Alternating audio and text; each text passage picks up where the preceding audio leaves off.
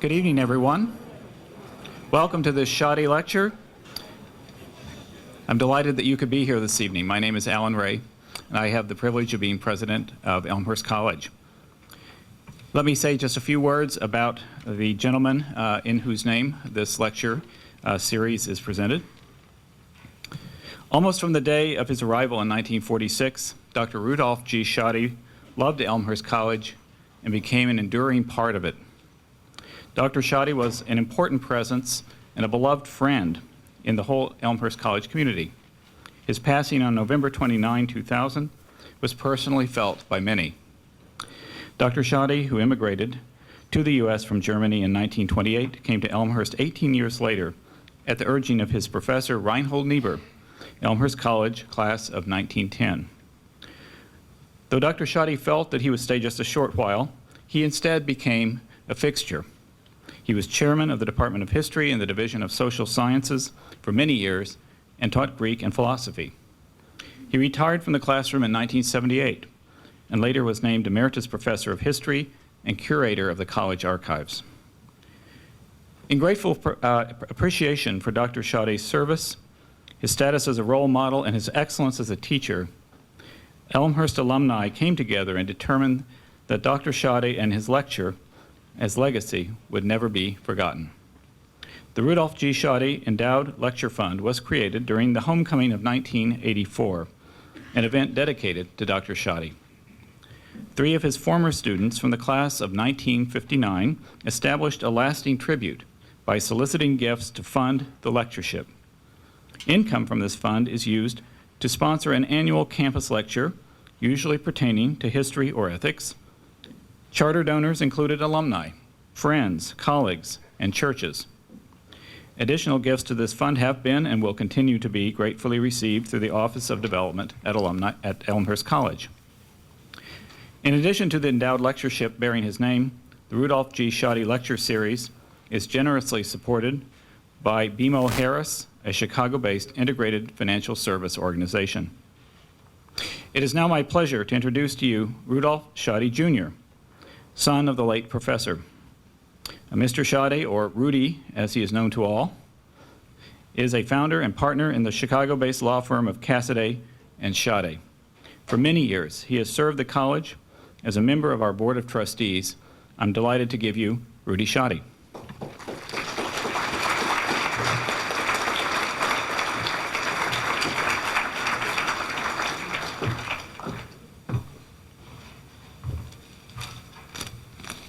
Good evening. As I looked to find things to say about Marty that I didn't already know, I checked his website and I found that his preference is that his introductions be reasonably short. I will attempt this evening to exceed his expectations. Along with President Ray, I want to welcome you to Elmhurst College and to this lecture series, and join with the welcome from Elmhurst with a welcome from my family. This lecture series has meant a lot to my family, and we are proud that you are here, and we are proud that BMO Harris is a supporting sponsor of this series. This is the second time Dr. Marty is giving a Schodde lecture. I think he did it first in 1989. There's only one other person that has given 2 lectures in this long series, and that other individual is Judge William Bauer, who was an Elmhurst graduate, a longtime member of the board. He's an icon in the legal community. He's an icon in DuPage County, and is one of our most distinguished graduates. When it became public that Dr. Marty was going to join us this evening, I got an email from a dear friend. Don Hallberg is a Lutheran minister, for years headed the Lutheran Foundation. He and I served as founding members of a healthcare organization that's affiliated with both the United Church of Christ and the Lutheran Church in America.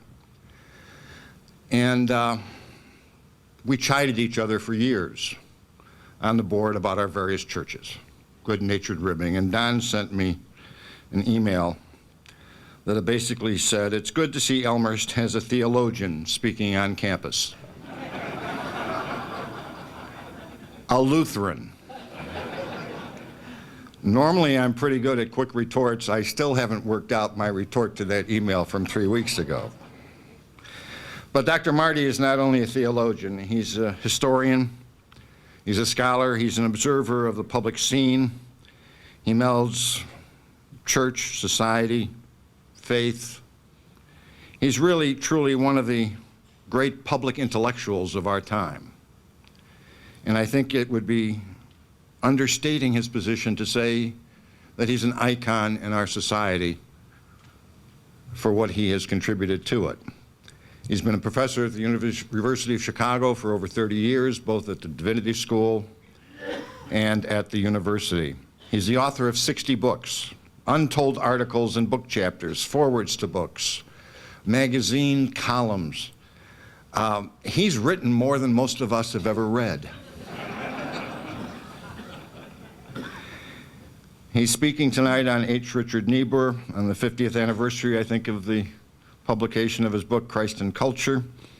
H. Richard Niebuhr was a graduate of this college and a former president of Elmhurst.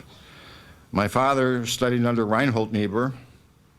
Reinhold Niebuhr has influenced my father to take a small German Baptist church while he was still in seminary in Manhattan, serve as its pastor, which he did for about 14 years. That isn't much, except it was the home church of Walter Rauschenbusch, who was one of the leaders of the social ethics movement around the turn of the century. He also, as Alan Ray suggested, convinced Dad to seek employment here at Elmhurst, which he did for a short period of time. I can remember only being 6 years old, but I can remember we left some of our clothes back in New York because we weren't going to be here that long. Eventually, we got them.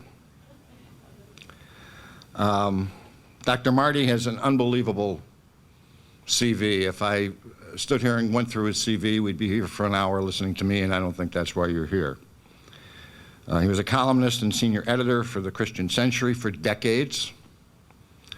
I think it's important to note that his boss is here tonight, the editor of the Christian Century, who is an Elmhurst resident, Jim Wall. Jim, Mary Ellen, why don't you stand up and be recognized?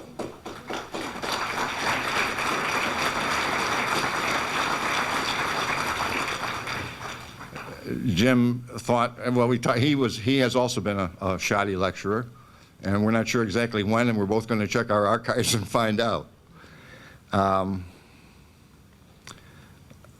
Dr. Marty has done many things. Dear to my heart, he's a founder and was first president of the Park Ridge Center at Lutheran General Hospital, which at its time looked at the coming together of religion, ethics, and healthcare.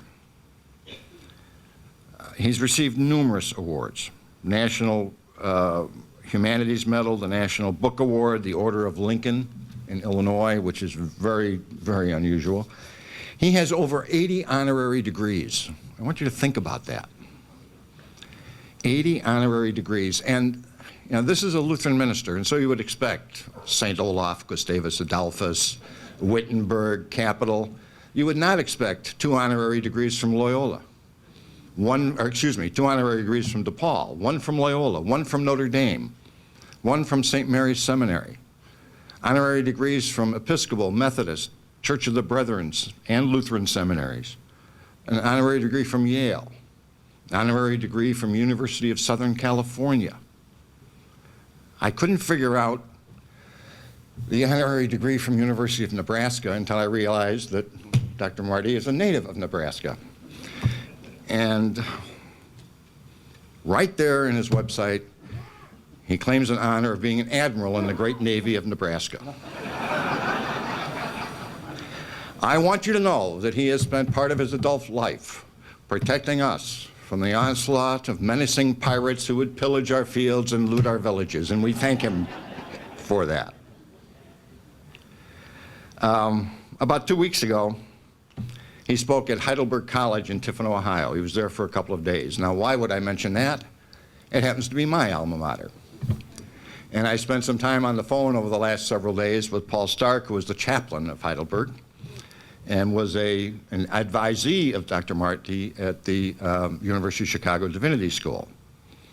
He told me about his fabulous interaction with students and his lecture at the convocation to the college and community, and he knocked their socks off. was the quote I got. He also told me something that bothered me, and that was that 50 years ago, Dr. Marty spoke at Heidelberg College. Now, 50 years ago, I was at Heidelberg College. And he spoke at a convocation. And back in those days, colleges required you to go to chapel and convocation. It was like cutting a class, except it was worse. I don't remember this. I would call that only the folly of youth. Tonight, I hope none of us engage in the folly of youth, but rather we allow Dr. Marty to educate us, to challenge us, to inspire us. As this American icon speaks to us this evening about H. Richard Niebuhr. Dr. Marty, thank you.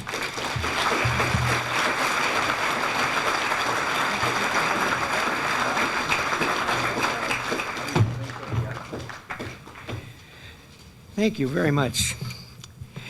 Dear friends, the program they mailed me months ago, and I've seen all over town, saw this is the cultural season, and my talk is on Christ and culture. So I'm automatically relevant just by having that title. I brought along the original edition of H. Richard Niebuhr's book, Christ and Culture, and the committee asked if I would devote myself chiefly to it. And I opened it, and I found in there a note from my dean at the Divinity School, to Marty, ... Herein, in this book, lies the central problem for Christianity in America. Go to it. I always obeyed what my dean said, so I went to it, and tonight I invite you with me to go to it and concentrate not on everything about H. Richard Niebuhr. We couldn't do that, but on this classic book of his. A passing word with thanks for the fine introductions. This is my second shoddy lecture, and you have no idea what it does to the ego of a speaker to be invited back. And then I counted up, this is 7 times I've spoken here, so this is a home away from home. The Centennial of Niebuhr's being a student here. I was given a fine history of the college, and I read it about his time here at the Pro Seminar der Deutschen Evangelische Synode for North America, which was a gymnasium, the German word for a high school and a junior college. Don't picture a huge place. I, in my doctoral thesis, wrote a great deal about Timothy Dwight, who became later the president of Yale, one of the major figures, and he got a revival going at Yale College, and I thought, man alive, what a genius. There were 150 students.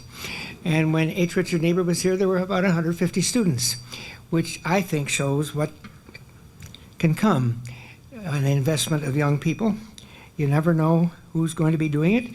And this school has 2 Niebuhrs.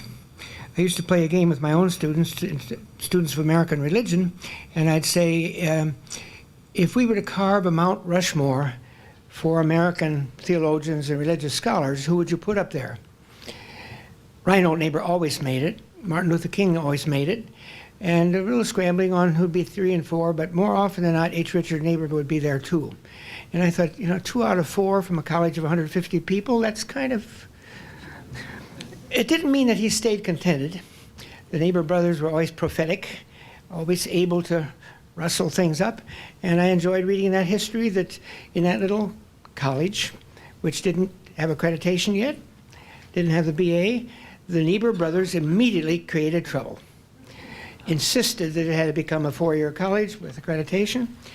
Well, a few years later, after they graduated, they brought H. Richard Niebuhr back as president. He lasted 2 or 3 years, and if you see pictures at the end of that period, he was pretty tired. So he went on to Yale, where he stayed tired.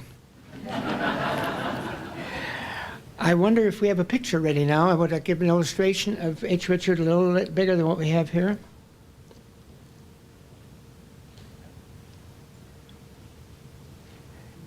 That was right. Oh, all right, this is H. Richard in the dormitory.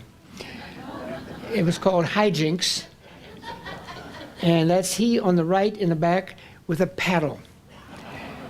if you can believe that. He was a very serious person, and I just love that picture just so I could know that everybody has stories like this behind them along the way. So he was president and left a mark here. Many of the things that he fought for but couldn't get in his own time with resources slim became a part of the ongoing tradition of the college and is well remembered here by people from around the world. Paragraph 3, I give an outline always. Number 1, I don't have to spell proper nouns. Number 2, take it home, you can see what it was about. And number 3, my wife always says, it gives people hope. We're already at the 3rd paragraph. I'm to concentrate on the book Christ and Culture, which we all call a classic. Who should care? The vast majority of people do not care about the life of an ethicist, theologian. We may benefit from some things they stood for. They become part of a tradition, not only in the church, but in the case of H. Richard Niebuhr, of the larger culture. But who should care? Well, I do little circles as who should care. I think that the people we call participants in a secular culture, and we're all in it, benefit from the activity of people in the religious communities, Protestant, Catholic, Jewish, Muslim, I don't care what you are, who take the treasures of what they're participating in and show the public consequences of it. And if you trace the histories of ethics and so on, you can find all kinds of things that go back to Niebuhr. He wrote a wonderful book called The Responsible Self, which students of ethics take seriously today. Suppose you are described as being in a pluralist culture. Remember, secular culture, that word culture won't get to run away from us. Pluralist culture, which means any number can play, if you think of the terms. It's not the same thing as diversity. Diversity just means there's a lot of stuff out there. Pluralist culture is there are certain rules of the game that develop. The First Amendment of the Constitution does a lot for the pluralism of the society, the rules of the game. And the rules of the game are their influence too. I first got to meet H. Richard Niebuhr. I'm a third of a century younger than he, and we didn't really overlap, but I would meet him on occasions. When the Christian Century, whose former editor is here, I'm behaving tonight because he told you that my boss is here. We had a program, Columbia School of Journalism, got some funding for programs annually called the 4 C's Conference. Columbia, we were the Christian Century for the Protestants, Commonweal for the Catholics, and Commentary for the Jews. And the way they set it up, they would always have 40 people, and each of us had 10. 3 editors from in the house, and then we got to pick 7.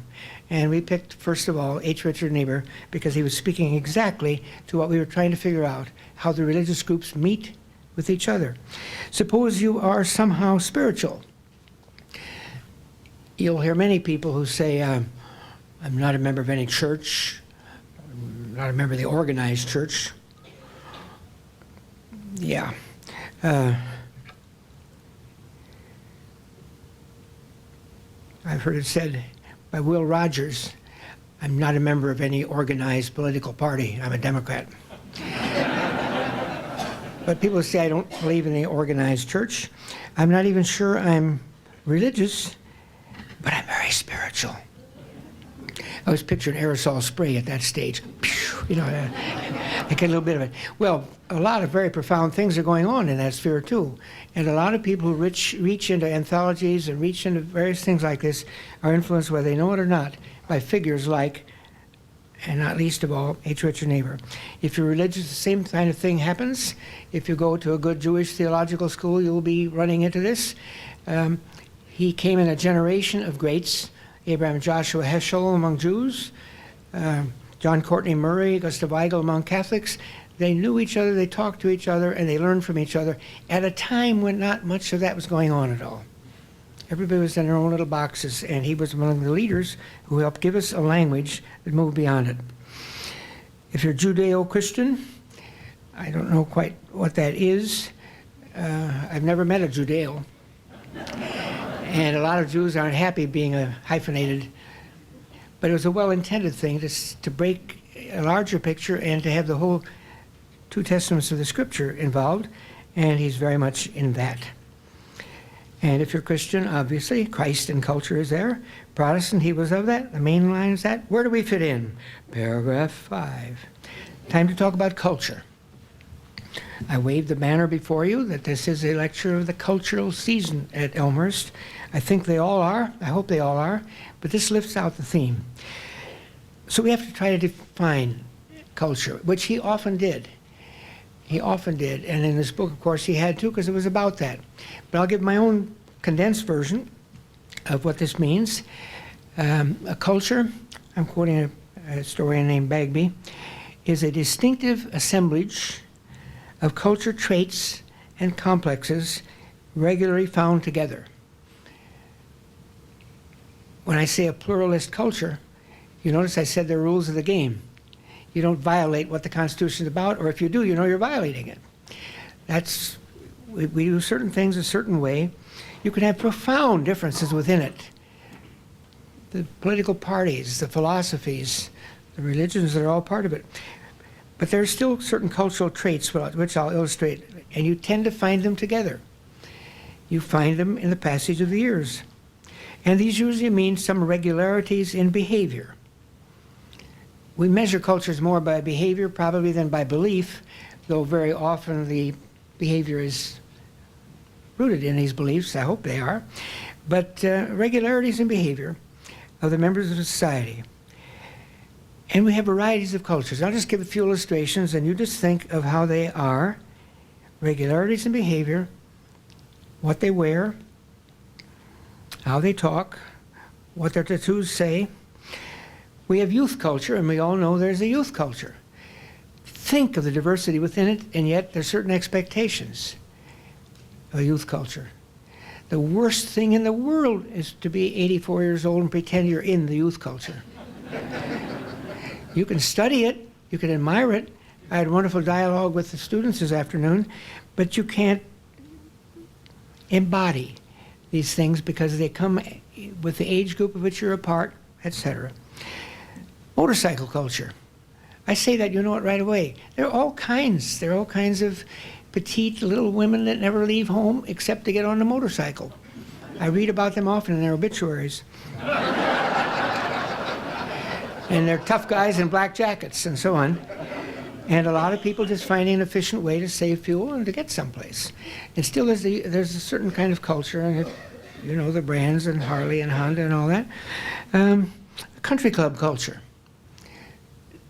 Not everybody that's in the country club is exactly the same social status, but they leave certain things behind. They get to go places that others don't and are treated a certain way. Elites, oh, we hear a lot about them this year.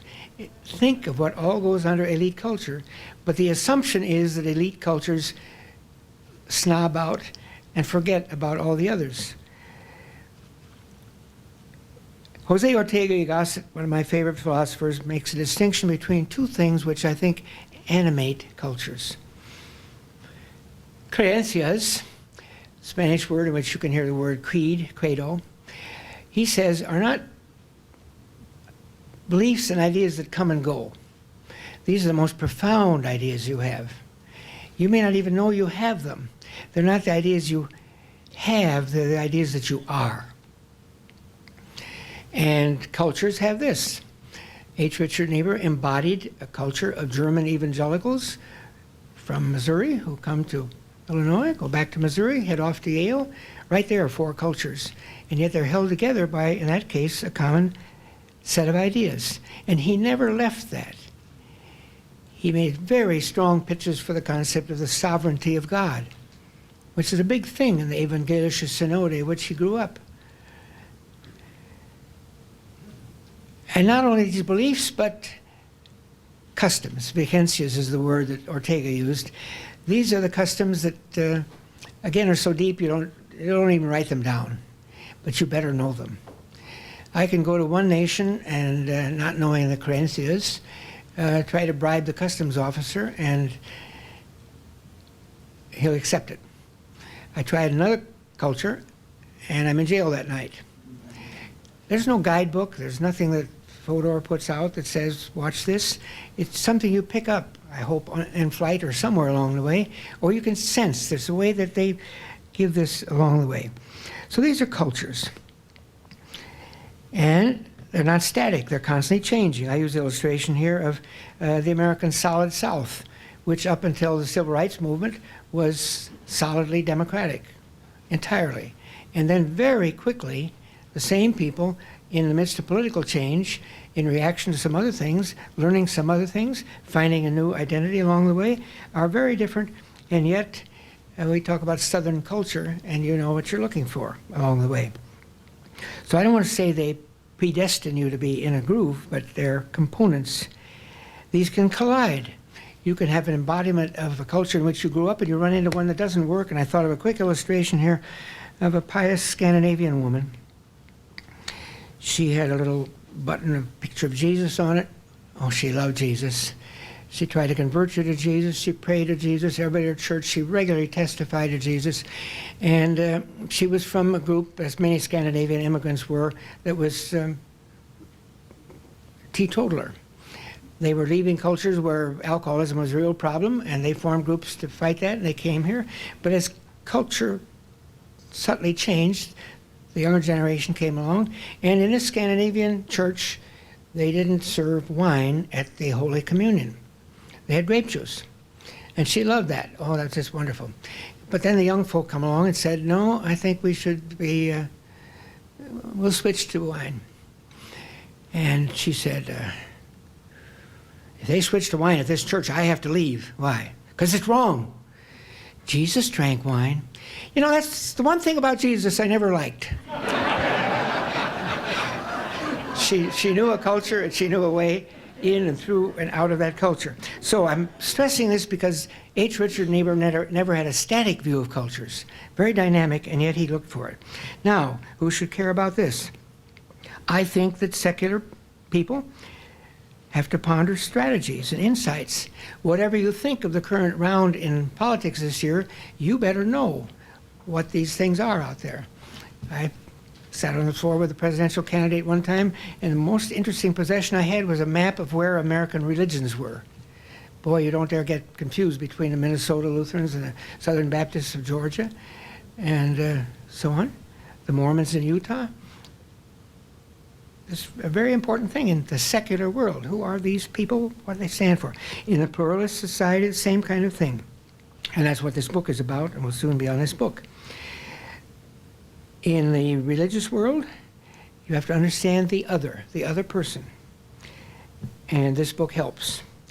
And then you deal with Christians of some sort or other. So now we come to Niebuhr's Christ. This is not a Sunday school pamphlet. It's an Orthodox Christian book in its own way, but it is fit into the philosophical questions he brought. For him, the Christian faith dealt with the search for what is the highest and deepest and central value, or set of values by which you live. Today we use that kind of cheaply in politics, but he says, no, all of your life you're busy on that. You may never come complete contentment with it, but that's what it's about. And in his world, I used the word already, he carried from the Reformed Protestant tradition a strong belief in the sovereignty of God, the power of God. God is the one who chooses. But for him, that was mediated through Jesus Christ, who is also then a human among us, lives in the culture of his day. He better know what pots you have to wash, what prayers you have to say. When he broke them, he knew he was breaking them, healing on the Sabbath, and so on. So you see that all exemplified here in that. But for him, Christ is the means of dealing with the sovereignty of God and the humanness of humans.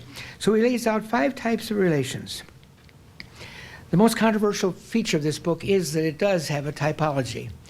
It's nothing without it, and it's not enough only with it. So let's spend a little time on the last paragraph, typology. What's the big deal about typology? You have to handle it with care, but I think we are always handling it. Liberal and conservative. I don't care whether you're talking about economics, arts, or whatever. It's there. We can't define it well, but we type it. William James mentioned here along the way, he invented the difference between the sin-sick soul and the healthy-minded. He knew some religions where you have the sin-sick soul and you need to be born again, and he knew others, Unitarian types and that, who had a kind of a blithe relationship to deity, and he ran that all through the pattern along the way. But he knew the danger of it as well. He said, you can't understand a phenomenon without cataloging, labeling, and so on. But you missed something along the way. He said, if you would describe a crab and put it in his category, he would say, I'm not a crustacean.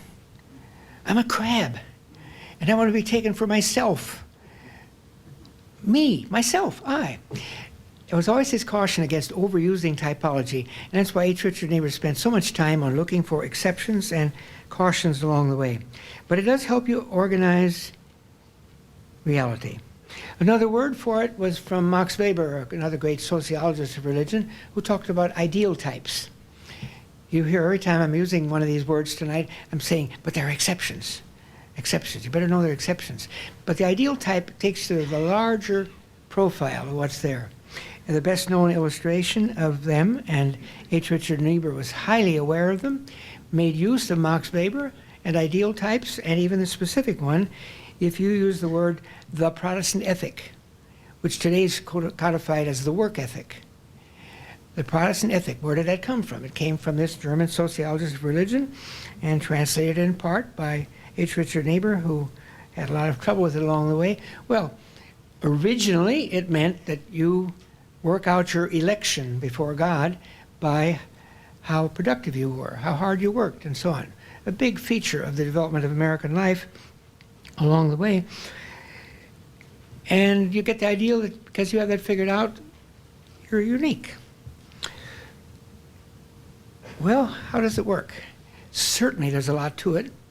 If you're in a Mediterranean culture where they've not known the Protestant ethic, if you are in post-Soviet Russia where they didn't have it, weren't allowed to have it, getting people motivated is a very different pattern than if you're in a world where they're secular Protestant ethic people. But how narrow can we focus it? One time some years ago, my wife and I were guests at the home of William McNeill, author of Rise of the West, probably the top world historian of the time, whose father was a top expert on Calvinist history. We're in Hyde Park at the home, and Father McNeill, who's in his mid-80s, is coming to visit his son for the winter. And a great British historian, Trevor Roper, is sitting there.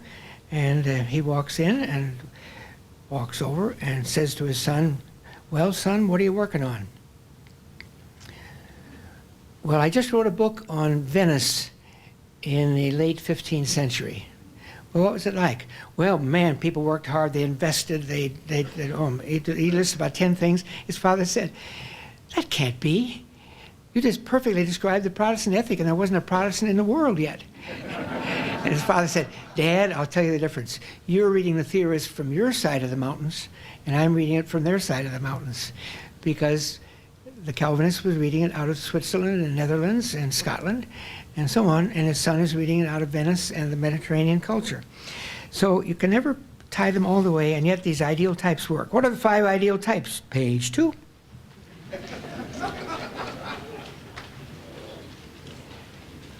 And again, use them with care.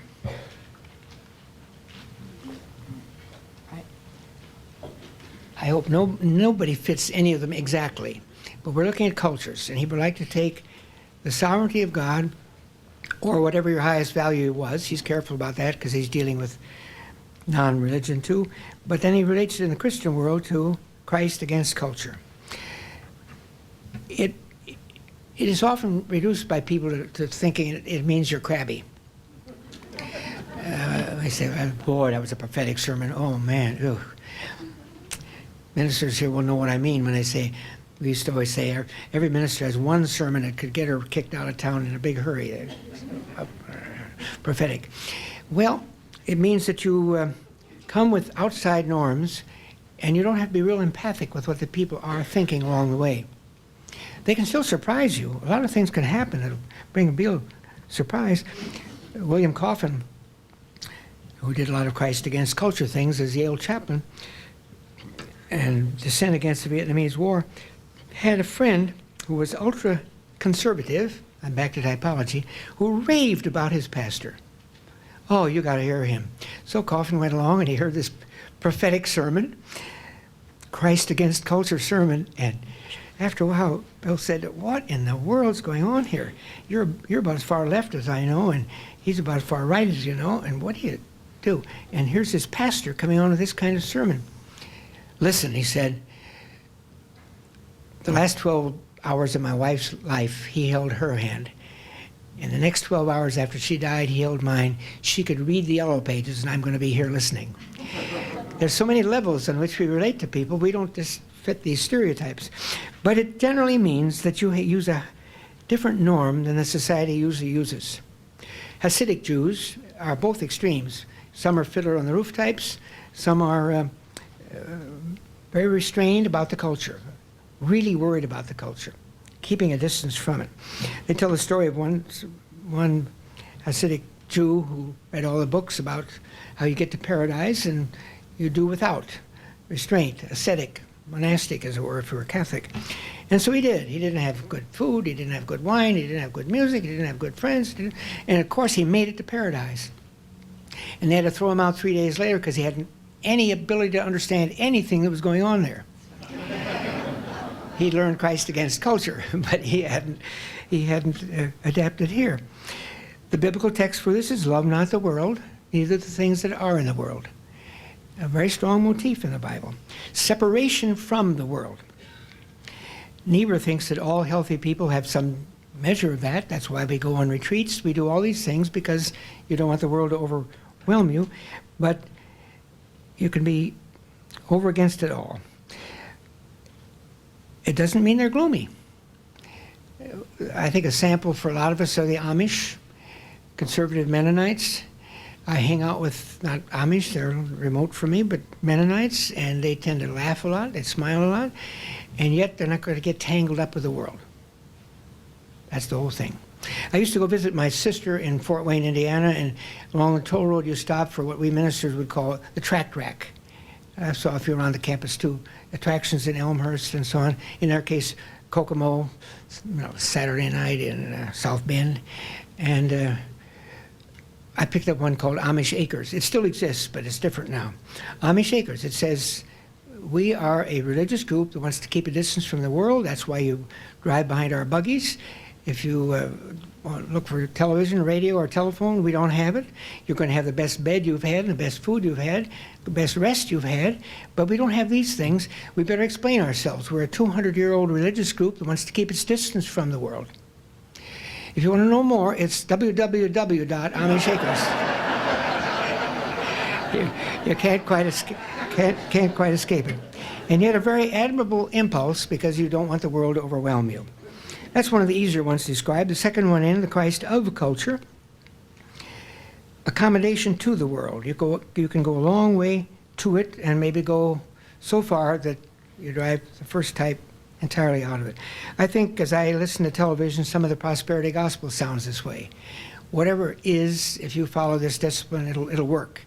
And you don't hear about cancer cells and rebellious kids and broken lives and wars. You hear about if you follow these disciplines, it'll all turn out well. Christ is for it along the way. H. Richard Niebuhr was most concerned about this in what we often call civil religion. You do this to your nation.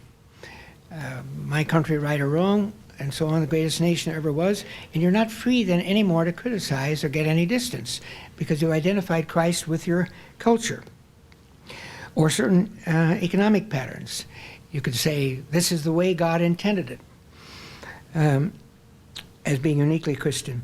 There's a Belgian-French sociologist named de Roche who said there are three ways in which a church, a religious group can relate to a culture. You can attest it, that's this one. That is, whatever's getting along there, if you like it, that's it.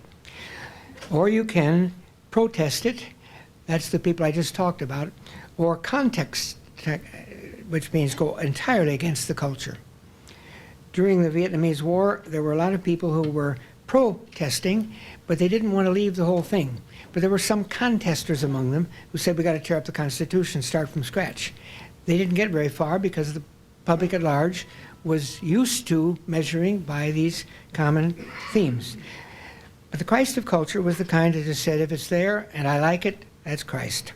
Number 3, now it gets complex.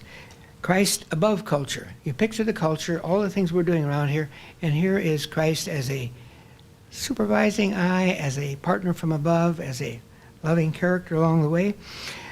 Synthesis. Christ and culture, synthetic. In all synthesis, you take some elements from both, and they blend. For H. Richard Niebuhr, the greatest illustration for this is Thomas Aquinas, the great philosopher who brought Aristotle philosophy into what became really the official philosophy behind Catholic theology. Now, Catholicism has monastic people who do Christ against culture. They have Christ of culture who sell whatever's there, but fundamentally they were looking for a synthesis, finding the things in the culture that you could use. That's why they more readily talk about natural law than most Protestants and others do. There's a givenness as far as they're concerned in everything from sexual relations to the food we eat. You take the one and the other and you synthesize them. This is huge. And H. Richard Niebuhr knew enough about it, and there was a lot of it in him. A general attempt to take ordinary life and go along with it and then lead it.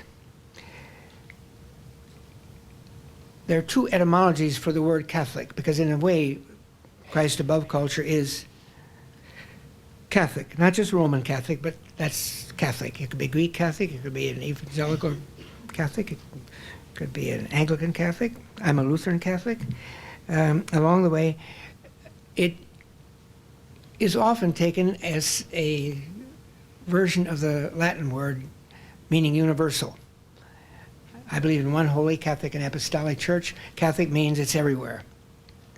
But Walter Ong, a great Jesuit, said they're missing it. The real etymology goes to the Greek words, kata holos, Catholic.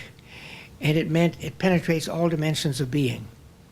There's nothing, it can be bad, you can back off, but you support the arts, for example. Christ against culture, part of the Calvinist tradition was that. Great nervousness about art in the church building. I'm going back next month to Elkhart. I'll pick up a few tracts along the way, find my way to Amish culture. I was a co-designer of the chapel on the campus of the Mennonite Biblical Seminary. And I learned so much from dealing with them, because in that tradition, you are very nervous about the visual arts, icons, idolatry. You really back off from that. And yet the human impulse for beauty is so strong that they want to do something. So we designed this chapel. I'm not an architect, but I got the fun of it. And there are the 4 white walls, chairs, windows. Can we have some decoration? Not by the rules of your game. And then I saw a book from my heritage, Switzerland, where they had a beautiful wood sculpture of some words of Jesus. And I knew a wood sculptor out in Oregon, Ernie Switter, and he got there and he took a biblical text. There it is, just beautifully done. It's like Muslims do it. They can't represent humans or God or anything, but they can have beautiful geometry in that. So they did that there. So I'm going back for the 40th anniversary of that now to see how they're taking care of that wood. I go into detail on that because I'm trying to say that the impulse in that culture, think of Shakers. Talk about Christ against culture. No sexual relations, no children, no anything like that. And yet, the human impulse toward beauty was so strong that we buy Shaker furniture and admire that along the way. So their type was against, but they also does Christ above culture. So the Catholic dimension, which is not unique to Roman Catholicism, but if you're an affirmer of the culture, a great affirmation of the arts. Number 4, Christ and culture in paradox. This is, Niebuhr calls it, a dualistic approach, which he sees in the Apostle Paul. Augustine, Luther, Kierkegaard. Kierkegaard writes a book, Either Or, but he also is very interested in the culture and the arts. Luther could be really devastating about some things in the larger culture, but he liked his glass of wine and music, music, music. What are they doing? From one perspective, they have to be against, and the other, you are totally involved with it. And there's a tension there, inevitably. Extremes are present, and you're not so worried about synthesis. There's a word, a Latin word, that is very strong in Lutheran theology, simul, which means at the same time. His formula of what human beings are, you are simul justus et peccator. You are at the same time justified and a sinner. When God looks at you in Niebuhr's Christ, he sees the virtues of Christ. When he sees you in just your old self, woof, there you go, swoosh. Now it's a little harder kind of thing to do. The dialectic always is that. You're very busy in the balance between the two. You can sell out completely, as German Lutheranism in the 1930s did, horribly. Very little protest against the Nazis. They were the culture, and you went along with the culture, and you found biblical texts to go with it. And then in the midst of it all, there were those who said the very same texts say, you obey God, not the human. So that was another one. H. Richard is very close to that in a lot of his writing, and his brother even more so. But most of all, where they come to rest is in number 5, Christ transforming culture, which he calls the conversionist approach. Augustine is busy there again. A lot of these people are in both of them. Augustine is there. He's very busy inventing Christendom. Early Christians were against culture because the culture's out to kill them. You have catacombs, persecution, but under Augustine, his symbolic name for hundreds of people, are inventing ways in which you keep your distance and yet you want to transform it. I would argue that that's probably in not only Protestantism but in general in America, the Christ of culture theme most of all. Christ transforming culture. Now it's very biblical. Apostle Paul in his letters is always saying to transform it. And I think we spend our lives bringing up people who can transform the culture. It's never in the shape that you can have. But there's always an assumption here along the way that you're coming closer to winning. Big part of Calvinism. When you first hear that Calvinism is predestinarian and election, you think everybody's going to sit down and phew. They're the most activist Christians around. That's where the Protestant ethic came from along the way. They don't really act as if it's all rigged and you play no part in it. We used to talk about the election-believing Presbyterian old woman who fell down the stairs and broke her hip and said, "Oh, thank God, at least that one's over now." You're past that predestinarian moment. And I never find Calvinists that act that way. They are the doers. They're the shapers, a big part in the constitutional life of America, colonial life, setting up laws, setting up reform movements. If governments didn't do it, they formed their own organizations. That's Christ transforming culture. I have a wonderful book called Errand of Mercy, which studies the U.S. up to 1839, and it studies how you came in Europe. You had the official church would have orphanages and deaconess homes and hospitals, primitive though they be, and you came here, you had to do it yourself. And they were very inventive. It's just a wonderful story of the history of volunteers in America. These are Christ transforming culture. I used to stick my students onto this and have them dig up everything they could find. Well, we would know the Anti-Saloon League, and we would know the against war movements. We know the Red Cross. We know all these things. That's Christ transforming culture. And then they would find more exotic things. The Connecticut Magdalene Society for fallen women who are to be redeemed back to the status from which they fell. Or the New York chapter of the London Society for providing trusses for the ruptured poor. They're all there. And if you need a truss, you're glad they exist. But that was the impulse. We will transform. And the key word then is often bringing in the kingdom. The Protestant social gospel, which had his strongest delegate at Eden Seminary, where the Niebuhr brothers went to, Walter Rauschenbusch. It's always talking about bringing in the kingdom. And there are many hymns in Protestant hymn books in which you are bringing in the kingdom. Well, that wouldn't work in the other four of these because the kingdom comes of itself. We witness to it, but we don't bring it in. The downside of it, because it does many good things, I hope you could hear me talking about that, is that it can veer toward the utopian. Because God and we are in this combination, it's going to work. And don't you get in our way, it's going to work. It sees a secret potential in everything, human nature and so on. The last big burst of it gone wrong was Prohibition, which was a well-intended movement by people who saw their families break up because father came home, came out of the mines, came out of the factory, and there was somebody to take the money, and it went into liquor and so on. It was a very strong social movement. Pretty soon became punitive along the way. As H.L. Mencken once said of Puritanism, you had the sneaking fear that someone somewhere was having a good time, and the ones that you saw were recent immigrants, most of them Catholic. And so you're going to get even with them along the way, and you tried it, but it didn't work because there wasn't a philosophy behind it. But H. Richard Niebuhr said, get that right first, and then the rest can follow. So, observing these in the culture today, you could go to the art gallery and you see the same thing. Symphony Hall, you can hear the same thing. Obviously in politics and economics. What do about it? I hope you could hear in all my minutes that I'm cautioning against using labels to exhaust who the other is.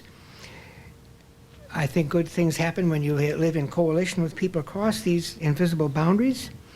I think if we follow these, we might see some contribution to depolarization, which is afflicting us these days, preventing us from seeing each other. Note how much of life, including religious life, is not explicitly oriented to these themes. But I think H. Richard Niebuhr was the one, that's why we call it a classic. It stands as the one who gave these terms, and people don't even know they're using them, are acting them out. I used to teach classes with Father David Tracy, who liked to define what is a classic. I use the word classic. And he had really hard words for it. He knew European philosophy, and I'm a historian. But I listened to him a lot, and I came up with this. A classic is a work of high talent or genius that is stated effectively, takes root, has an impact, after which you could never go back behind it. Karl Marx. It didn't work. Most people know it didn't work. If you're really mad at somebody, you accuse them of being a Marxian, and they don't even know what that is, but they know it's bad. But I look at China. It's a totalitarian state, but I was there and saw all the stuff that's going on. They're investing in us. We invest in them. Karl Marx wouldn't work. Freud. Huge impact on the way we look at ourselves and the world around us. You will meet very few people today who'll say, I'm an Orthodox Freudian. Enough of it didn't work. But you can never go back behind it. We're still going to have id and ego and libido and so on because he put the words on it there. Now, I'm not saying H. Richard Niebuhr has impact quite like Darwin and Nietzsche and Marx and Freud, but I think that in this sphere, to extent he's reached them, gave us a vocabulary and a way of looking. So my final part of the message is, thanks to Elmhurst College for picking up some clues from H. Richard Niebuhr, and thanks to the committee for inviting me for this lecture, and thanks to you for coming, and I think we have time for now for a little bit of give and take. Thank you.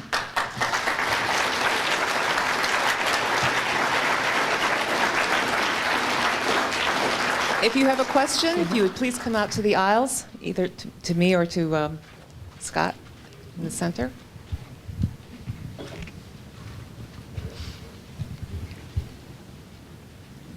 Come on, you can't be that bashful. This is your chance to ask a question of Marty. Could you introduce yourself, please? Yes, I'm Judith Marinelli Godfrey, and I was very impressed by Niebuhr when I was in college, and we had a wonderful theologian who used his text among many other Christian texts.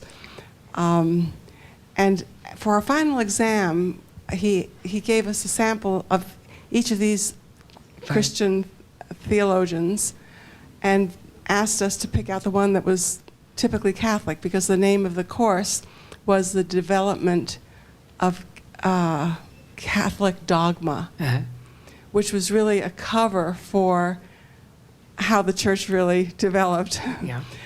And we after the exam was taken and he handed back the exams, he said, "I'm just so shocked. No one picked the truly Catholic one," and I don't remember who that was. He said, "You all picked Niebuhr because you were all focused on decision." Yeah. So I was interested to hear something about, because I don't remember anymore what that was. It's so, well, I do remember that it was decision, but I wondered if you could comment on Niebuhr's I'll be glad emphasis. A very good question, and I think you categorized them rightly. I mentioned one of his books, The Responsible Self, and I think that's what he worked on. And The Responsible Self is not quite, his brother Reinhold was much more abrupt. You know, bang, here's what the prophets say.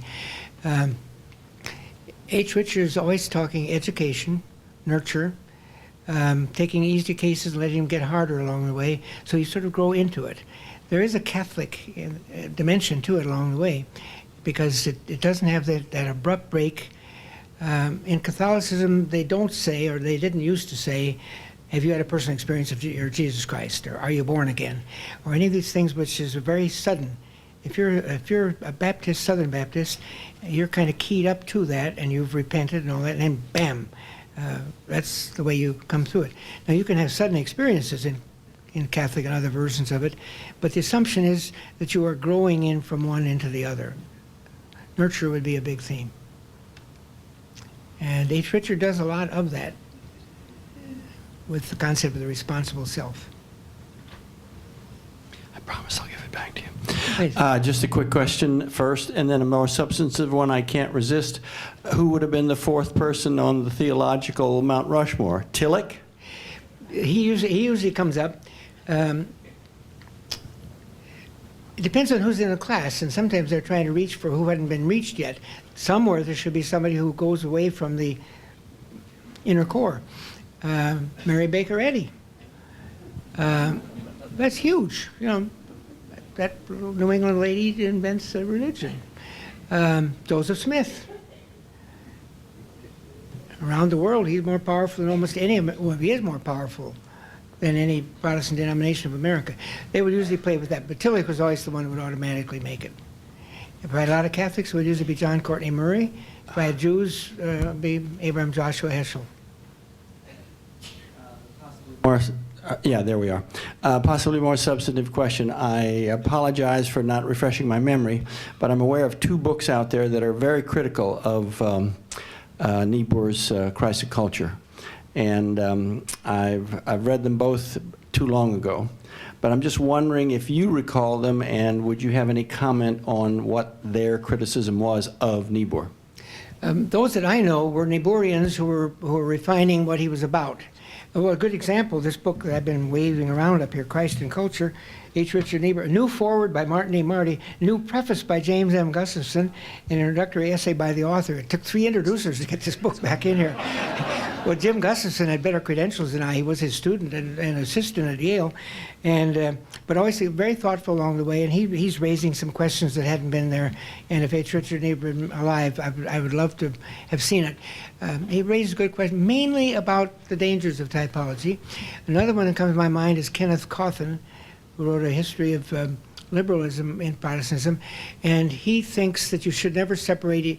There is no word about Christ that is not cultural. So you don't have Christ of or whatever. They're always webbed. And then you find God and Christ quite differently than Niebuhr does. There have been any number of them. When you write a classic, you're inviting people to take a look and see, are there other ways to say it? And they respect him, they don't trash it, but it's not the final word. And you could hear a lot of implicit critiques here tonight, but it's not my field, so I don't have to write a book about it. So we have a question back here, Marty, and then we Okay. can go back over here. But Marty? My question is, isn't it aren't we supposed to be like Christ if we're Christians and culture, and we're supposed to be above this world with Christ, and we're supposed to be like him? Is that true in what you believe? If you're a Christian, A, yes, it's true, and B, if you're a Niebuhrian, it's true for him. That is, his Jesus finally comes down into the moral side. It's not the sacramental or ceremonial or pious, it's the moral side. Jesus comes into the world to preach the new law and renew the covenant and so on. But what that means now, specifically, being like Christ, H. Richard Niebuhr would say, who is Christ? There's not one moment in the New Testament writings, which is the only worthwhile stuff about Jesus in his times, within a century, there's not a word that isn't cultural. He is a Galilean, and he's in Judea, and he knows the rules of the game everywhere. Everybody knows who brought him up, what he's like along the way. So when you're choosing a pious Catholic who wants to follow Jesus is going to pay a great deal of attention to his mother in a way that most Protestants don't. I wish more of them did, but they don't along the way. And they would say, I can't follow Jesus unless I know his lineage, her nurture, her meaning along the way. That Baptist, you got to be born again. Which Jesus is this? It picks certain elements along there. It just, he's all over the place. But H. Richard Niebuhr would say the lifelong goal is to try to conform to what it is that you apprehend as the role of Jesus, the mediator between humans and God. Good question. So we've got this great group of students from Notre Dame back here, and they're probably here to help write up and get class credit. So what would you say to this group of students, like I asked you about my community, what you would say to the college students? What would you say to the students at Notre Dame that they can write and take back to get credit? Get your pens out, you guys. I have to know who your prof is. Yes, you do know who the prof was, one of your doctoral candidates, right? Oh, okay. Oh, I know exactly. I think if I were a Catholic, I would pick up and very strongly on why I associated with the Jesuit linguistic philosopher, theologian Walter Ong, O-N-G. He's not a superstar in the culture, but among the people who study this. And he's the one who makes such a point of it that it's not that big a deal to say Catholic is universal. You know, you just, in the jet age, anything could be anywhere. But to picture that Christ penetrates all the dimensions of being, whether you're in a hospital, there's no out of bounds there along the line. Athletic events, they even have some of them at Notre Dame, I've heard. It's not alien. On one level, one great Roman philosopher said, nothing human is alien to me. But I think Catholicism gives you a set of spectacles in which you are out to determine what might be lasting and in what do I put my life and my vocation. You'll get at least a B+ out of that one. So we've got a question over here on the side.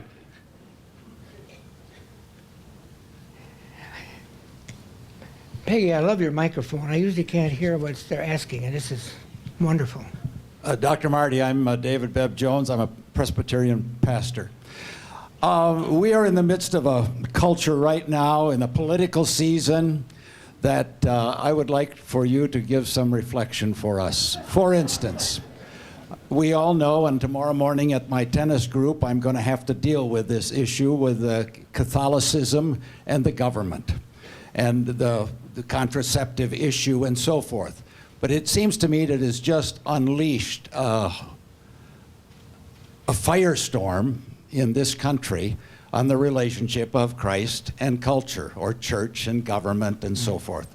So I'm simply interested in your reflections at this moment in time, in this political year, with church and state in the middle of terrific struggle. I'd start by saying, cool it, I'll see you in a year from now and we'll talk about these things.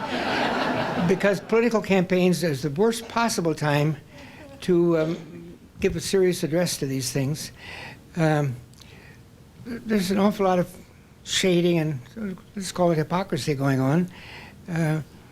Everybody who doesn't like what the bishop said will remind you that right away that every survey ever taken says that 98% of American Catholic women in childbearing stages have used or not against contraceptives, and will tell you that they'll tell their priest that and they don't have to do penance after it. It's simply a done issue. And yet they are also Catholic and they want to stay Catholic and they will pay attention within boundaries to the bishops who have something they have out to protect, not unintelligently, but the suddenness with which that came on is not the way you're going to solve it.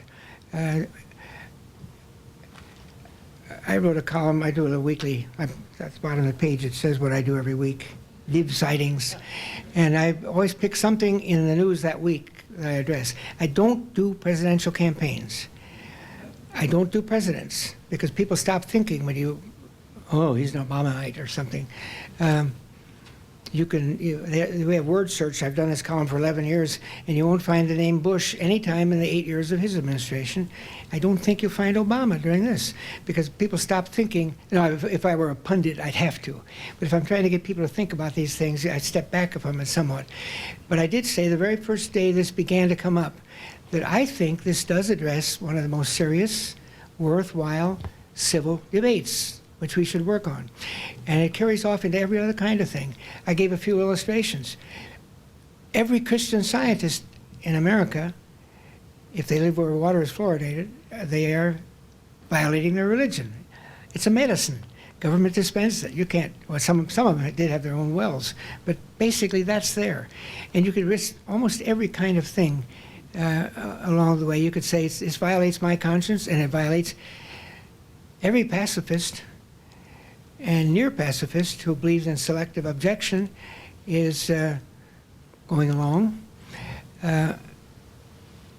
If we're only aware of all these, I used with the students this afternoon, I used an illustration.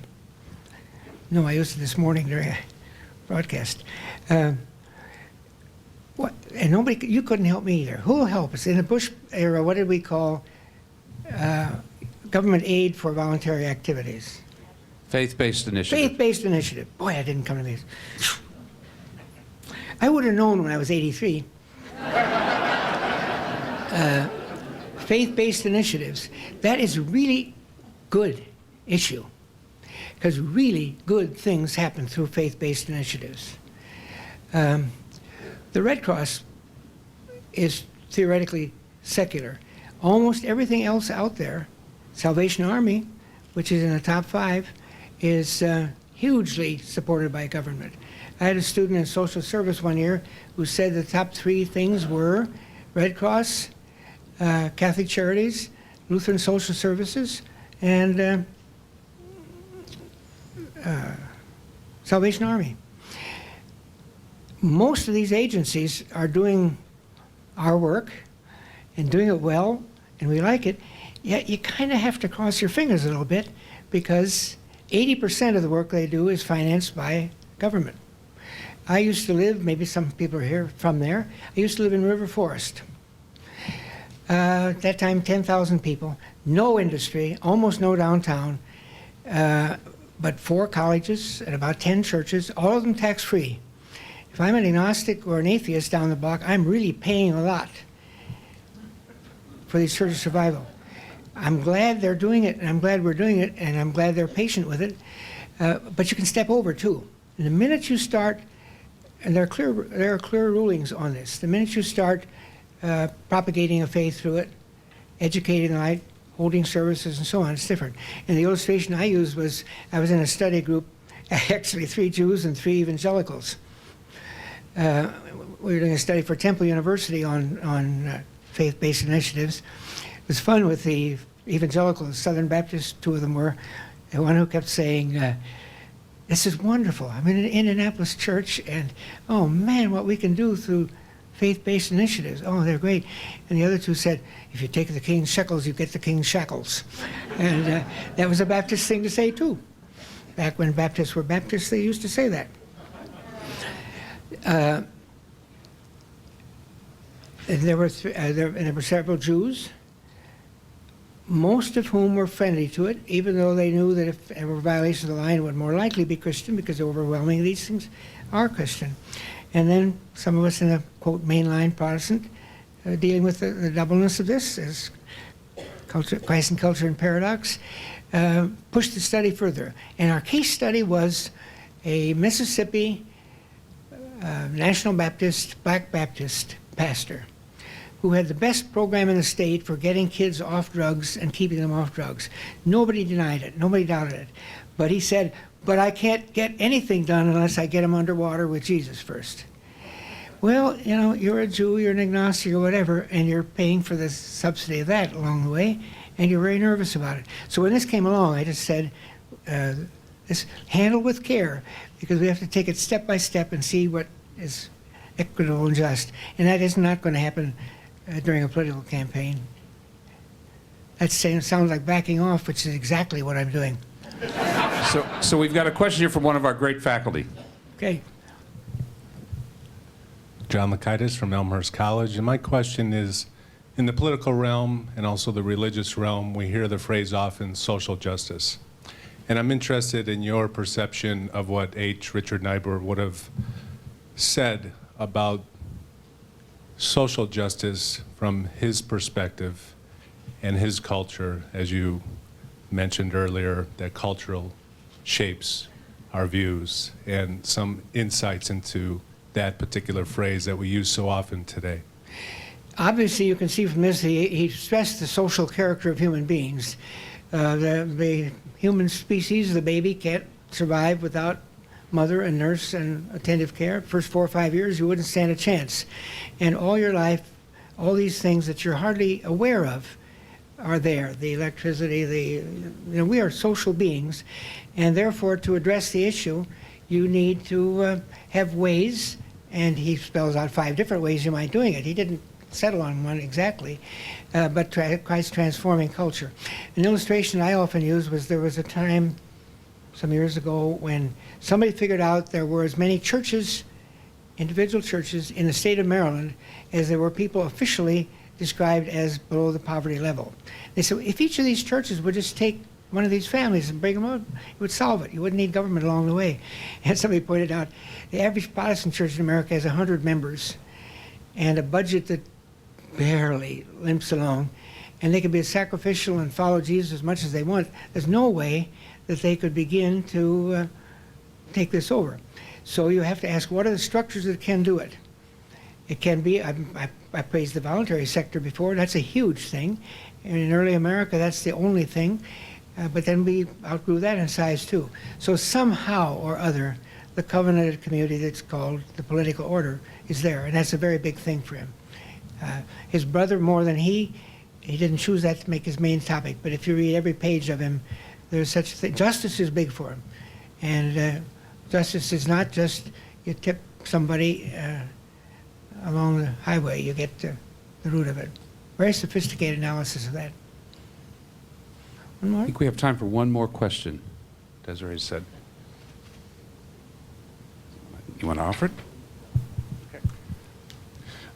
I'm Robert Lamont. My memory is that there was a Scottish Presbyterian minister who altered the theology in Scotland by saying, I believe in a God who can reach down into hell and pull a person out of hell with his love, which shook up the establishment of the Calvinists. Is my memory correct? And if so, how would Niebuhr responded to a God who can reach down into hell? It's not once in hell, always in hell, but you can get pulled out by God's love. Well, he's a strong, strong preacher of the love of God. And for him, the Christ in culture is God reaching down, mediated through this Galilean along the way. So it would fit pretty well. He doesn't, it's not his main mission in life, but he never abandons anybody in the pattern. The love of the sovereign God is reaching all the way. Okay, well, Will you all join me in thanking Thank you. Marty, please? Enjoy the thanks.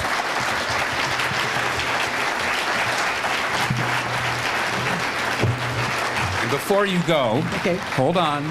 You've got to have this little gift here. You can open it up later. just a small token of gratitude for your time here. I already got a blue T-shirt. You've got a blue T-shirt from the college.